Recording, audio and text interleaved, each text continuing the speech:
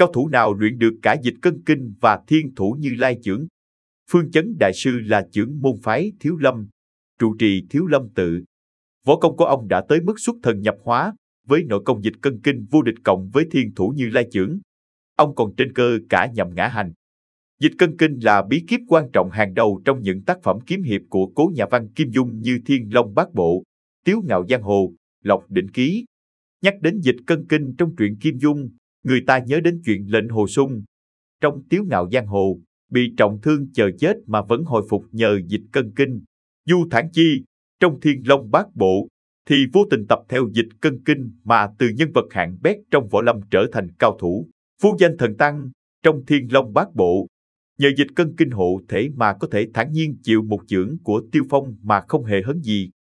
Dịch cân kinh được cho là tuyệt diệu ở chỗ bao quát tất cả kinh lạc của con người, liên hệ với tinh thần ngũ tạng, khắp mà không tan, đi mà không dứt, khí ở trong sinh, huyết ở ngoài thân.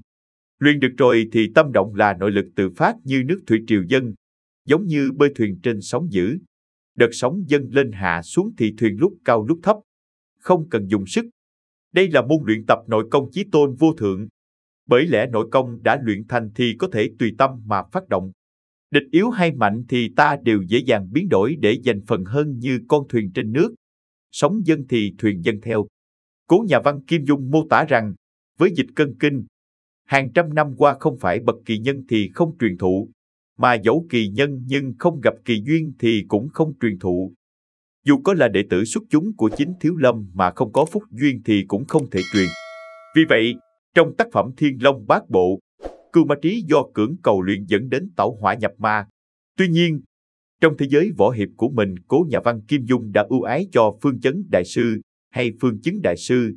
Trong bộ tiểu thuyết Tiếu Ngạo Giang Hồ, Phương Chấn đại sư không chỉ luyện thành dịch cân kinh mà còn luyện thành thiên thủ Như Lai chưởng đến độ xuất thần nhập hóa. Phương Chấn đại sư được cố nhà văn Kim Dung mô tả là chưởng môn phái Thiếu Lâm, trụ trì Thiếu Lâm tự.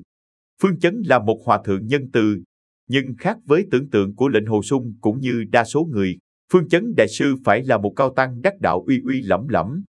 Nhưng thực tế thì Phương Chấn đại sư chỉ là một vị lão tăng người thấp lùn nhỏ bé, với vẻ mặt sầu khổ không hiểu đã bao nhiêu tuổi. Ít ai ngờ rằng vị phương trượng Thiếu Lâm tiếng tăm lừng lẫy giang hồ lại trông bình thường như thế. Nhưng đằng sau cái dáng vẻ bình thường đó lại là một con người đáng kính trọng. Ngay cả một kẻ kiêu ngạo như Nhậm Ngã Hành cũng phải khâm phục Phương Chấn đại sư.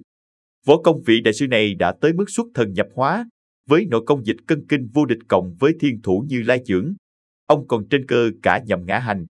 Nhưng cái để người ta phải khâm phục ông không phải là võ công mà là tài trí cùng với tấm lòng từ bi của một vị cao tăng đắc đạo.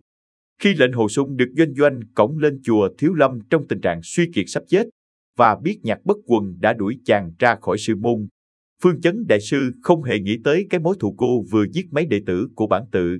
Ông đã nhận lời cứu Lệnh Hồ Sung, với yêu cầu doanh doanh phải ở lại chùa Thiếu Lâm. Phương Chấn đại sư chỉ muốn tạm giam doanh doanh để giang hồ được bình yên, vì cô là thánh cô của ma giáo. Phương Chấn đại sư cũng nhận lời truyền thụ dịch cân kinh cho Lệnh Hồ Sung với điều kiện chàng chịu gia nhập phái Thiếu Lâm.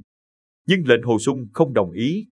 Đến khi quần hùng tụ tập tại Tệ Tự để đối phó ba người Nhậm Ngã Hành, Nhậm Doanh Doanh và Hướng Vấn Thiên, cán cân lực lượng nghiêng hẳn về bên phe chánh phái. Thế nhưng Phương Chấn chỉ đưa ra yêu cầu hai bên tỷ thí võ công 3 hiệp.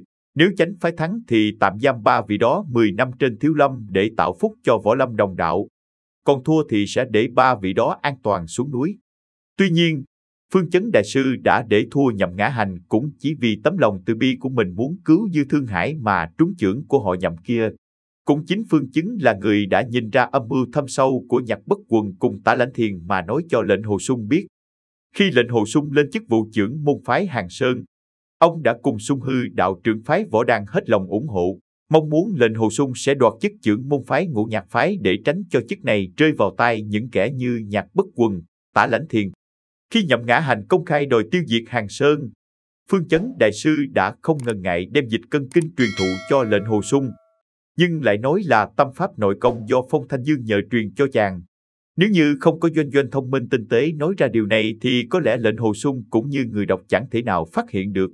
Có lẽ đây là lần duy nhất dịch cân kinh của Thiếu Lâm tự được truyền cho một người theo cách như thế. chẳng những người được truyền không là đệ tử bản môn, mà còn bị lừa gạt để vô tình học thần công mà không hề hay biết. Đúng là chỉ có Phương Chấn Đại Sư mới làm được như thế. Ông đã vượt ra ngoài cái tầm nhìn hạn hẹp của luật lệ một môn phái mà ra quyết định vì an nguy cho toàn thể võ lâm đồng đạo. Phương Chấn Đại Sư không chỉ truyền thụ thần công mà còn tôn lệnh Hồ Sung làm minh chủ để chống lại cuộc chiến giữa chánh phái và ma giáo. Vì Phương Chấn Đại Sư biết chỉ có lệnh Hồ Sung mới có thể giải quyết được cuộc chiến tranh giành quyền lực trên võ lâm, và chỉ với tấm lòng nhân hậu của chàng khi làm minh chủ, thống lĩnh võ lâm thì giang hồ mới có thể yên ổn. Video chúng tôi đến đây là kết thúc. Cảm ơn tất cả các bạn đã quan tâm tới Xe Hay V88 và theo dõi video của chúng tôi. Đừng quên like, share và đăng ký kênh. Đặc biệt đừng quên bật chuông để theo dõi những video khác nhanh nhất. Một lần nữa xin cảm ơn tất cả các bạn.